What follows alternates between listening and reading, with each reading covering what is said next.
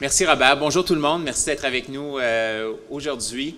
Vous savez, la Maison du développement durable existe grâce à de très nombreux partenaires qui ont contribué lors de la construction dans un premier temps et depuis les 5 ans d'existence d'Équiterre, lors de nombreux événements et projets qu'on a réalisés au fil du temps. Je vous parle un petit peu, dans le cadre de la construction d'un projet comme celui-ci, tous les partenaires, évidemment, sont très importants, mais il y a des partenaires qui sont, disons, déterminants dans notre capacité de réaliser un projet comme ça. Parmi ceux-là, il y a les premiers qui croient au projet. Alors, vous allez voir un partenaire, vous lui dites, on a un projet de construire un bâtiment, ça va coûter des millions de dollars, on va regrouper des gens, on va faire des projets d'éducation, ça va devenir un lieu de rencontre sur la Maison du développement durable, mais on n'a rien de concret à leur montrer et ils n'ont que notre bonne foi pour se fier à savoir est-ce qu'on devrait les appuyer ou pas. Alors, ces premiers-là qui nous appuient sont déterminants parce que c'est ce qui fait en sorte qu'on est capable de convaincre les autres ensuite d'embarquer. L'autre catégorie de partenaires qui est extrêmement important, ce sont les partenaires qui arrivent à la fin. Je parlais récemment à quelqu'un qui a fait un projet semblable à celui-ci, qui a monté un projet semblable à celui-ci, qui a ramassé 9 des 10 millions de dollars qui étaient nécessaires pour construire son projet et elle n'a jamais pu trouver le dernier million de dollars et le projet ne s'est pas fait. Et donc, ceux qui arrivent à la fin pour boucler ce financement-là est aussi extrêmement important. Je me parle de ça parce que le partenaire qu'on a depuis 5 ans pour notre programmation, qui a été partenaire aussi pour la construction, a été de ceux-là. Alcoa, donc, a été un partenaire qui est arrivé vers la fin, qui nous a permis de boucler le financement, qui nous a permis de commencer la construction, de réaliser ce projet-là, et qui, depuis 5 ans, nous accompagne dans la programmation. Et je regarde Amélie qui a piloté cette programmation-là depuis 5 ans et qui nous permet donc d'avoir les activités dont on va vous parler aujourd'hui. Et sans ce partenaire-là, sans un partenaire principal comme ça, on ne peut pas faire une programmation gratuite comme on le fait depuis 5 ans. Et pour nous, c'était une partie vraiment importante du projet de la Maison du développement durable. Alors, je tiens à remercier évidemment chaleureusement Alcoa pour avoir été ce partenaire depuis 5 ans. Quand Alcoa nous a annoncé il y a déjà plus d'1 an qu'il ne renouvellerait pas cette entente de partenariat-là, je vous avoue qu'au conseil d'administration, on était un peu inquiets. Et même certains étaient sceptiques de notre capacité de trouver un nouveau partenaire. Mais on s'est affairé à faire une longue liste de toutes les entreprises qu'on pourrait approcher, tous les partenaires potentiels. Et en se disant, on se doit en quelque sorte d'approcher certains partenaires de longue date, mais ils ont déjà tellement donné, on ne pense pas qu'ils vont donner, mais on avait une liste d'une douzaine d'entreprises. Et vous savez quoi? La première rencontre qu'on a faite, ce partenaire-là a dit oui tout de suite. Et on a été surpris de ce oui rapide. On s'attendait à devoir faire plusieurs rencontres pour trouver ce partenaire. Ce partenaire était bien sûr un des premiers partenaires de la Maison du développement durable. C'est un partenaire qui nous a permis, dans les premiers, comme je vous expliquais tantôt, qui nous a permis de commencer à faire rouler ces trous et de recruter tous les autres. C'est une entreprise qui a été partenaire à plusieurs niveaux. Donc, ils ont été partenaires pour la construction. Ils ont été partenaires pour le centre de la petite enfance. Ils ont été partenaires et ils sont toujours partenaires pour les visites qu'on fait depuis 5 ans de la Maison du développement durable. Visites qui suscitent encore de l'intérêt. Puis ça, on en est très content. Et c'est un partenaire dont on est très fiers. Donc, je suis très fier de vous annoncer que le partenaire de la programmation de la Maison du développement durable pour les 3 prochaines années, là, je dois tirer un rideau.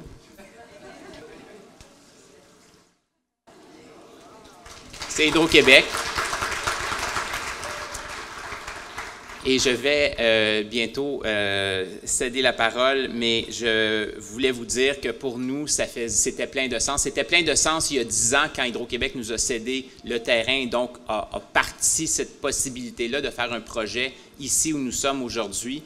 Parce que, évidemment, Hydro-Québec est l'un des plus importants producteurs d'énergie renouvelable au monde et pour plusieurs d'entre nous qui travaillons à décarboniser l'économie, le mariage était naturel. Depuis 10 ans, Hydro-Québec s'est impliqué encore plus dans l'électrification des transports, qui est l'autre partie que l'on doit décarboniser. Et donc, ce partenariat-là, pour nous, fait encore plus de sens aujourd'hui. Donc, il me fait plaisir de vous présenter la directrice principale environnement et affaires corporatives d'Hydro-Québec, une grande amie de la Maison du développement durable depuis de nombreuses années, Madame Stella Lenné.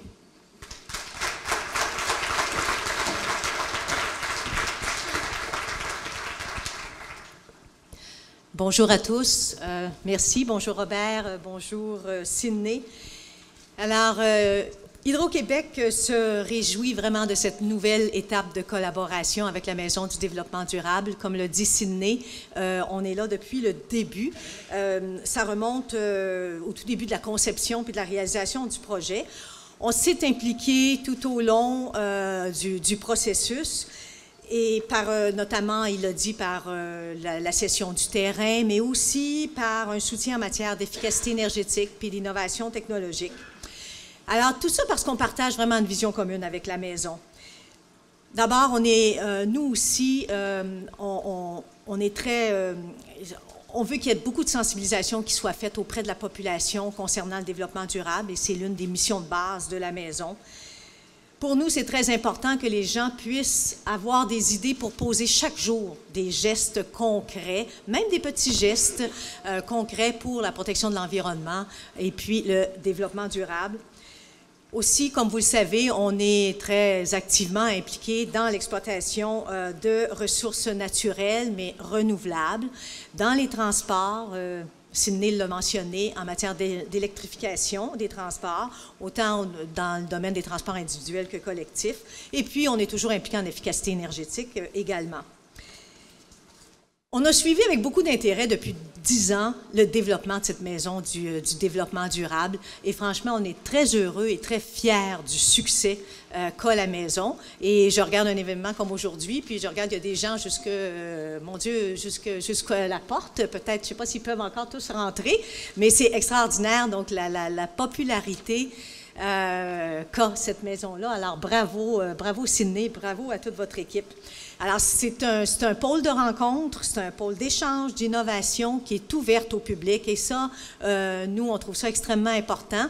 Et c'est pour ça qu'on s'est associé, Sydney l'a dit aussi, déjà depuis plusieurs années, aux visites guidées. Donc, on soutient la maison en offrant de l'aide, de la collaboration de nos employés pour faire les visites guidées de la Maison du développement durable. Par ailleurs, Hydro-Québec est aussi impliqué, notamment par la Fondation Hydro-Québec pour l'environnement et par son programme de dons et commandites auprès de plusieurs organismes au Québec. Mais la nouvelle association va nous permettre d'aller encore plus loin dans cet engagement vers le développement durable. C'est une occasion unique pour nous, pour profiter des connaissances de la maison, des gens qui la font, qui la développent, et puis d'élargir nos horizons et ceux de tout le public. C'est pourquoi on est très fiers aujourd'hui de devenir le partenaire principal de la Maison du développement durable pour les 3 prochaines années à la hauteur d'une contribution annuelle de 250 000 $. Alors,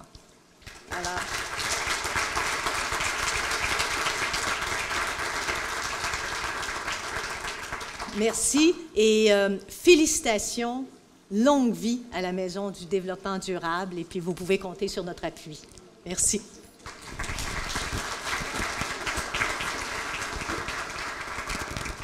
Merci, Madame Lenné. Alors, nous avons vécu une expérience fort sympa cette année, une formule qui a fonctionné, 4 grands panels. Ça nous donnait le goût de reprendre la formule pour vous les présenter. Ils ont un défi, il faut qu'ils fassent ça en 1 minute chacun, pas plus. Alors, j'invite dans un premier temps, justement, Philippe Bourque, le directeur général du Regroupement national des conseils régionaux d'environnement du Québec, de présenter son panel. 1 minute. Merci beaucoup. Alors donc, rapidement, pas besoin d'insister sur la présentation. Vous savez, la transition énergétique, c'est un parcours semé d'embûches et des embûches de nature législative, au niveau de la fiscalité, de l'information. Donc, c'est plein de défis qu'il faut relever pour réussir cette transition-là. Et nous, comme s'il n'y en avait pas assez, on aime ça en trouver d'autres, des embûches. Et donc, celle qu'on va vouloir mettre en lumière dans cette première activité qui va avoir lieu le 31 janvier, c'est celle des travailleurs. Donc, c'est sûr qu'on c'est pas nouveau qu'on parle de la question de l'emploi dans la transition énergétique. On fait des études où on dit, par exemple, il y aurait plus d'emplois créés avec l'industrie des énergies renouvelables que l'industrie fossile. Ça, on le sait. Mais ce qu'on ne regarde pas attentivement, c'est l'impact sur le travailleur lui-même, celui qui se trouve possiblement du côté des énergies fossiles en ce moment et qu'on voudrait bien qu'il change sa vision vers l'avenir. Donc, c'est ce point-là qu'on veut mettre en lumière. C'est le début d'une discussion, d'une réflexion pour ensuite résoudre ce problème-là. Je vous invite fortement à venir y participer avec nous. Bonjour. Communication responsable, occasion d'affaires ou contrainte. En fait, c'est une conversation auquel le collectif de communication citoyenne vous invite pour vraiment prendre part à un nouvel espace de conversation. Une conversation avec des communicateurs, vraiment pour explorer la question du cynisme face et la perte de confiance des consommateurs et des citoyens par rapport aux entreprises et aux marques. Donc, seront présents Stéphanie Chevalier de Quintus, Jonathan Deschênes de HEC Montréal, Guillaume Salouin de Academos et Valérie Sapin de Gaz Métro. Et tout ça animé par Gabriel Jacques de Infopresse. Alors moi, je vous prends 20 secondes pour parler du collectif. Donc, on est un collectif, on est une équipe, on fait ça en équipe. Amélie nous a dit 1 à 2 minutes, mais on va essayer de faire ça vite. Le collectif, c'est un réseau d'experts multidisciplinaires. Donc, on vient autant du domaine du développement durable, de la communication, du marketing, qui veut faire évaluer les pratiques en communication citoyenne responsable. Ça découle en fait d'un repositionnement d'une initiative du Réseau des femmes à l'environnement qui a tenu différents événements, dont un à la MDD justement en 2014. Tout simplement, on vous invite bien sûr à l'événement, on vous invite à aller fréquenter notre Facebook et LinkedIn où il y a quelques 1000 intervenants qui sont intéressés à ce qui se passe, à lire les billets aussi qu'on écrit. Et merci à la Maison du développement durable. Puis on espère avec l'événement vous amener peut-être un public différent qui va connaître ce magnifique lieu où se discutent les enjeux de ce monde puis des solutions aussi. Merci.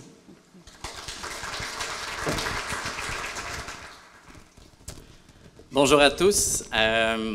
De plus en plus de gens, de plus en plus de citoyens, d'étudiants et d'organisations souhaitent entreprendre, souhaitent s'engager avec l'objectif ou la modeste ambition de changer le monde. Les entrepreneurs sociaux, tout comme la communauté du développement durable, sont des organisations, des communautés qui ont des valeurs communes, qui ont une mission commune, sinon un objectif commun, qui est justement d'amener cette transformation-là. L'objectif de cette conférence va être justement de bâtir des ponts entre ces deux communautés qui ne se connaissent pas assez et qui souhaitent justement s'engager au profit de la société. Donc, vous aurez l'occasion de rencontrer Laure Varidel du CIROD, Bertrand Fous de la Coop Carbone, moi-même, et on vous réserve également une dernière surprise pour ce panel du 28 mars, qui aura lieu et animé par Diane Bérard, du Journal Les Affaires, qu'on remercie comme partenaire de l'événement. Merci.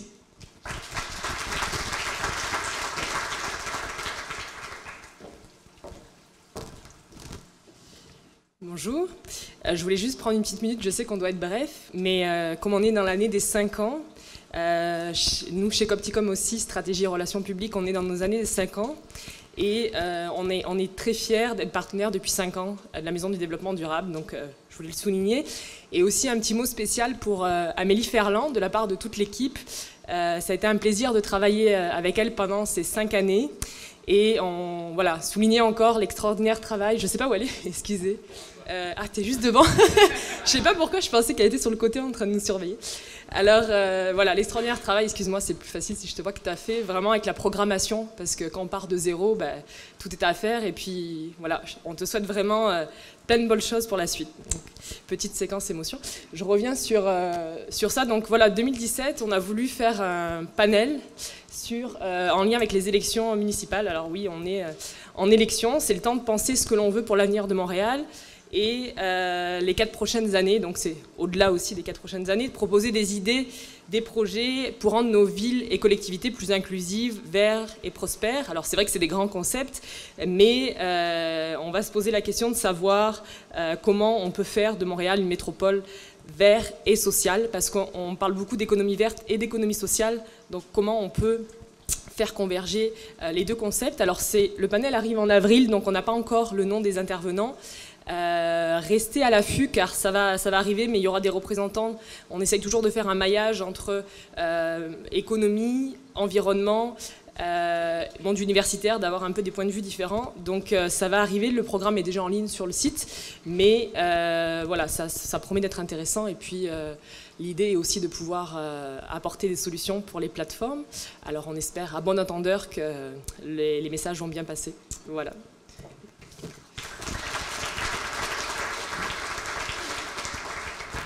Merci, vous avez presque réussi la minute. Alors, mais ce n'est pas les seuls événements à la maison, loin de là. Alors, on vous propose en rafale une série d'autres événements et c'est Amélie qui va vous les présenter. Alors, voilà. C'est un plaisir pour moi, évidemment, de vous présenter toutes les activités à venir. Et je commence par les activités plus ludiques, spéciales. On vient d'aller dans le plus sérieux, réflexion. Alors, déjà, en février, un 5 à 7 célibataire. Alors, si vous êtes célibataire ou vous avez des amis qui le sont, c'est l'occasion de rencontrer l'âme sœur, mais en étant assuré que la personne aura des atomes crochus. Nuit blanche 2017. La programmation est sous embargo à la demande de Montréal en Lumière jusqu'en février, mais je vous dévoile quand même que ce sera le vernissage de l'expo Homo Antarctica de Lorraine Turcy, qui sera présentée ici du 4 au 25 mars. Un mois plus tard, c'est le printemps, vous venez vous sucrer le bec à notre cabane à sucre, parce que vous savez, c'est un plaisir menacé par les changements climatiques, la cabane à sucre déjà ici au Québec. Et ce sera l'occasion, entre autres, de faire des visites express de la maison pour ceux qui ne l'auront pas encore faites. Le 11 avril, notre très populaire Troc tes trucs annuel où plus de 1000 articles, vêtements et accessoires sont échangés chaque année. Nouveauté cette année, ce sera aussi l'occasion d'un vernissage, celui de l'exposition Entre deux plis de Sébastien Godette, qui sera présenté les 3 dernières semaines d'avril, soit du 11 au 30 avril. Devant le succès de nos soirées cinéma, nous présentons 2 films au mois de février qui seront tous les 2 suivis par des discussions animées avec des invités spéciaux. D'abord, un succès international, Avant le déluge de Leonardo DiCaprio, présenté en collaboration avec la Fondation David Suzuki. Réservez vite votre place, ces événements-là seront complètes rapidement. Et un succès québécois, Le kit du jardinier maraîcher de Jean-Martin Fortier, présenté en collaboration avec Équiterre le 23 février. Dans le cadre d'un beau partenariat de longue date avec Catalytique, nous présenterons 2 cocktails-conférences en soirée sur des enjeux bien d'actualité. Alors, d'abord, le micro-entrepreneuriat dans l'économie collaborative, à dire très rapidement, micro-entrepreneuriat dans l'économie collaborative, vous pratiquerez chez vous. Et quand le gaspillage alimentaire devient une opportunité d'affaires, le 9 mars. Nous avons aussi une série que nous avons développée dans les dernières années avec l'Institut des sciences de l'environnement de l'UQAM et le Conseil régional de l'environnement de Montréal. Ça se poursuit et ça permettra à la maison de présenter une conférence ce printemps, les défis urbains pour limiter les débordements d'égouts. On se rappelle du Watergate l'année passée. Non, c'était pas le Watergate. Comment ça s'appelle? Flushgate. Alors voilà, c'est directement lié à ça. Avec Philippe Gachon, professeur au département de géographie. C'est le 21 mars. Et enfin, Le dernier événement de la saison, mais non le moindre, il s'agit de la première conférence d'Hydro-Québec à la Maison du développement durable, l'électricité propre du Québec, mais propre comment, qui sera présentée le 2 mai par M. Christian Turpin, conseiller performance environnementale chez Hydro-Québec. J'en profite enfin pour annoncer que nous comptons web diffuser en direct et archiver sur le site de la Maison nos panels et conférences afin qu'un maximum de citoyens experts et élus puissent en profiter. Donc, c'était difficile de concilier les activités avec les horaires de tout le monde, mais là, il n'y aura plus d'excuses. Vous pourrez assister à tout quand vous voulez, même quand vous ne pourrez pas vous déplacer. Retour à Robert Perrault.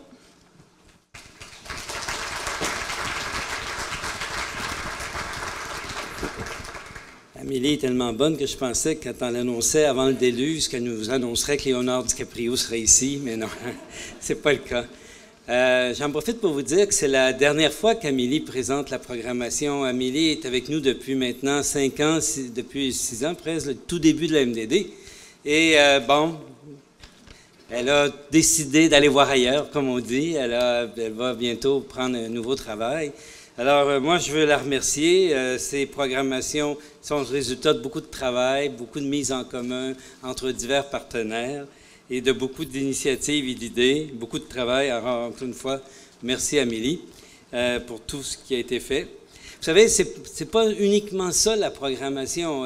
Par exemple, hier, ici à la maison, les gens, vous avez peut-être vu la nouvelle, les gens de l'île d'Anticosti sont venus annoncer leur projet de en quelque sorte, faire reconnaître par l'UNESCO le site.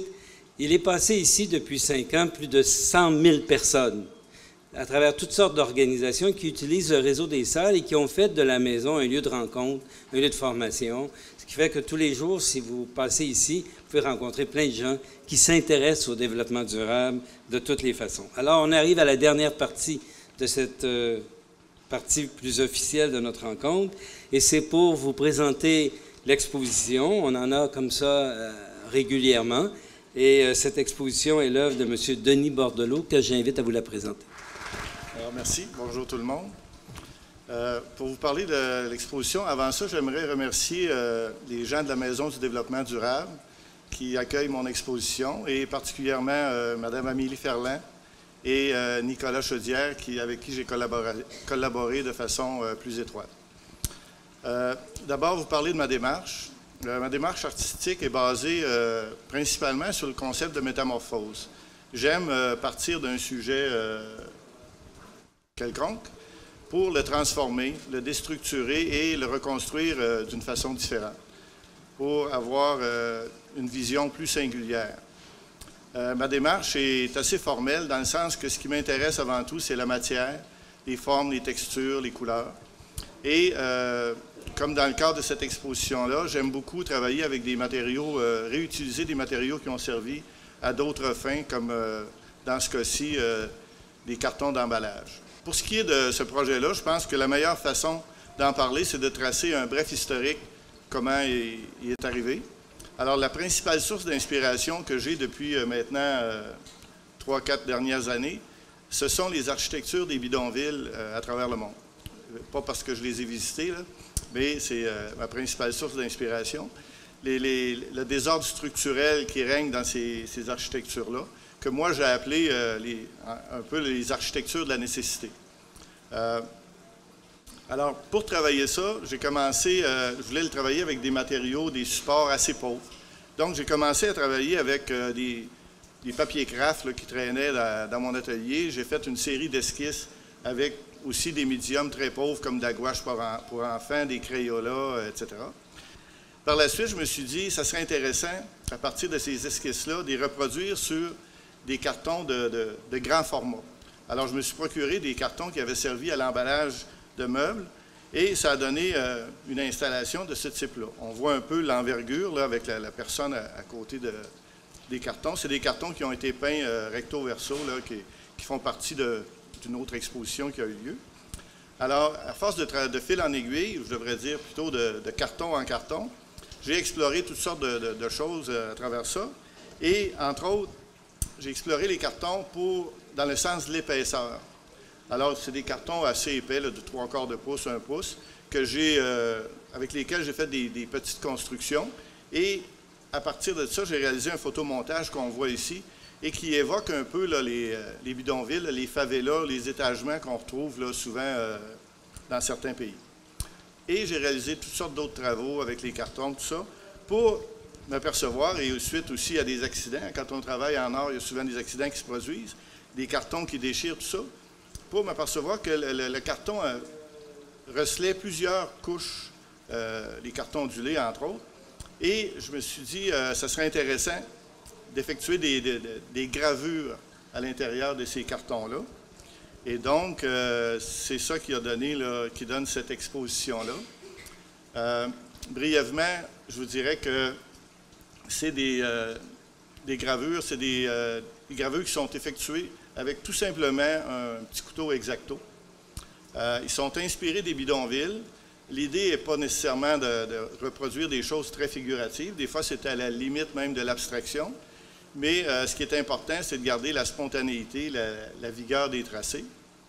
Et ce que je trouvais intéressant aussi, c'est que c'est la composition même des cartons qui permet de définir les œuvres en mettant en relation, si on veut, les trames, les textures, les teintes des cartons.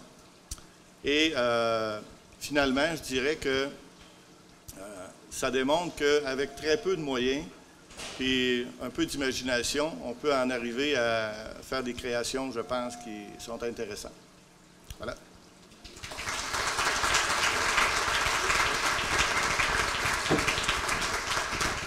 Alors, merci Denis Bordelot. Comme vous le savez, il n'est plus permis de fumer à l'intérieur des édifices. Quand on regarde la nature des œuvres, je pense que c'est une bonne chose. Il parlait des accidents possibles. Approchez-vous pas avec du feu. Alors, merci à tous vous autres d'être là. On va passer à l'étape plus conviviale de notre rencontre. Mais avant de terminer, vous me permettrez de remercier un certain nombre de partenaires, comme il se doit. Bien sûr, d'abord, notre nouveau partenaire principal, Hydro-Québec. Madame Lenné, merci. Et puis, d'autres partenaires que nous avons, les partenaires financiers, des partenaires de contenu, des partenaires de visibilité, des partenaires de services. Ils sont nombreux.